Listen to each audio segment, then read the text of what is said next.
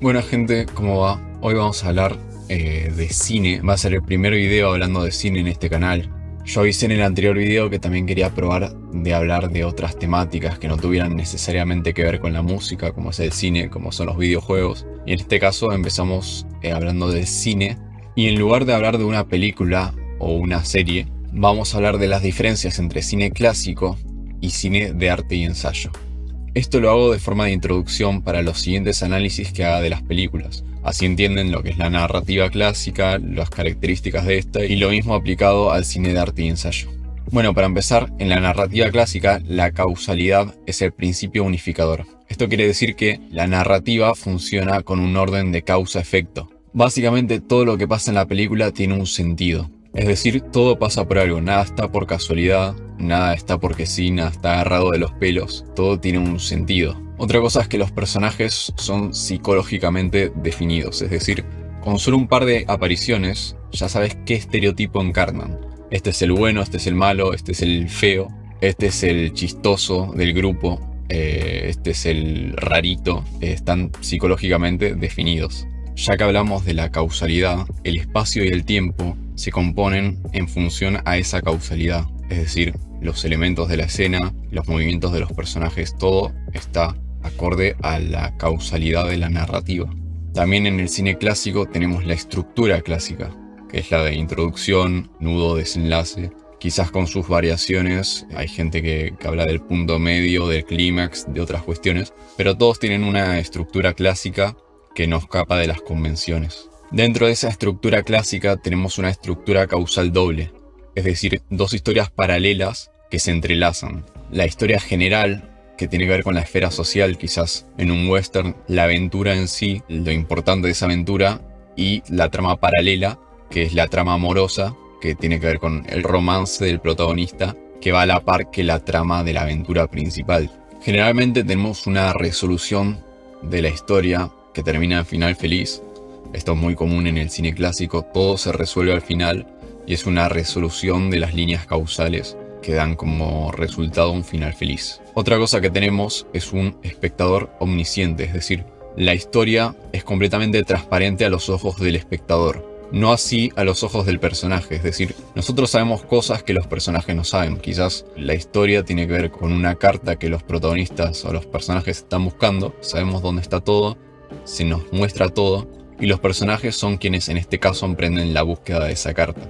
Otra cosa, ya yendo más a aspectos no tan narrativos sino más técnicos, es que el montaje suele ser invisible. Se habla de montaje invisible al uso de raccord, a montajes que no contrasten entre planos, es decir, que no se note la mano del montajista justamente, que te haga creer que estás inmerso en la película. Me gustaría hablar en el futuro de la diferencia entre el montaje prohibido y el montaje realista o invisible, pero bueno, eso ya es tema para otro video. Ahora bien, ¿cuáles serían las características del cine de arte y ensayo, que es el cine opuesto al cine clásico que surge más o menos a partir de los años 50, 60, con una serie de películas?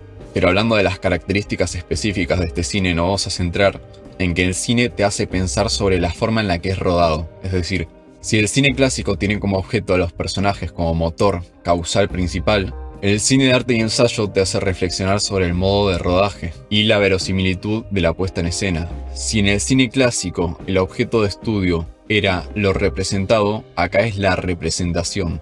Es decir, en el cine de arte y ensayo, uno en lugar de pensar sobre qué hacen los personajes, qué pasa acá, uno piensa acerca de qué nos quiere decir el director con esto, por ejemplo, qué nos quiere decir el guionista, qué nos quiere decir el montajista. Los espacios, aunque no suele ser una norma general del cine de arte y ensayo, suelen ser entornos rurales, espacios naturales, sin mucho uso de sets ni nada de eso. Suelen ser más realistas en la búsqueda de esos espacios. Suele haber muchos tiempos muertos, tiempos en los que los personajes reflexionan. Por eso mismo el montaje es más lento. El personaje no es solo una víctima de acontecimientos como puede ser en el cine clásico, sino que es un objeto más a estudiar de la puesta en escena. El sujeto a indagar, o sea, el personaje suele no presentar un sentido detrás de sus acciones. Es decir, no está guiado por la lógica o una cuestión causal, sino que actúa sin un sentido lógico. La cadena causal se debilita completamente en este tipo de relatos. Se trata más de sucesos episódicos más que de relaciones causa-efecto. En muchos momentos de las películas hay lagunas sin sentido, hay cosas dentro de la narración que se pueden saber y cosas que no. En este caso el espectador no sabe todo, es decir, no hay una omnisciencia del espectador. Los personajes no son psicológicamente definidos, es decir, los personajes no sabes qué rol encarnan en la historia y muchas veces te dejan confuso, inclusive después de ver la película completa. No sabes cuál fue la motivación del personaje para hacer aquello que hizo o para accionar, y a veces directamente ni accionan. Generalmente en este tipo de cine hay planos con angulaciones singulares, como puede ser el plano holandés o distintos tipos de planos que quizás escapan a los más clásicos.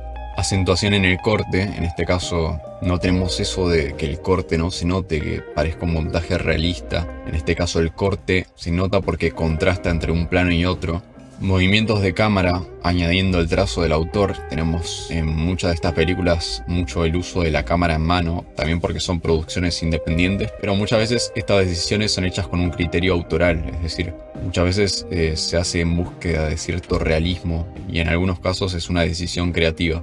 Y por último tenemos la disyunción entre sonido e imagen. A veces el sonido no va acorde a la imagen y intenta muchas veces contrastar. Y nada, esa es la diferencia básicamente entre el cine clásico y el cine de arte y ensayo. Hice este video como una introducción para los próximos análisis que haga de películas y para que entiendan un poco cuando hable de algunas cosas específicas, cuando diga, yo qué sé, personajes psicológicamente definidos o psicológicamente complejos, cuando hable de una estructura causal clara, de las dos líneas narrativas, la esfera amorosa y la esfera social, y este tipo de cosas. Así que nada, suscríbanse, denle like, síganme en Instagram, activen la campanita y nos vemos en el próximo video.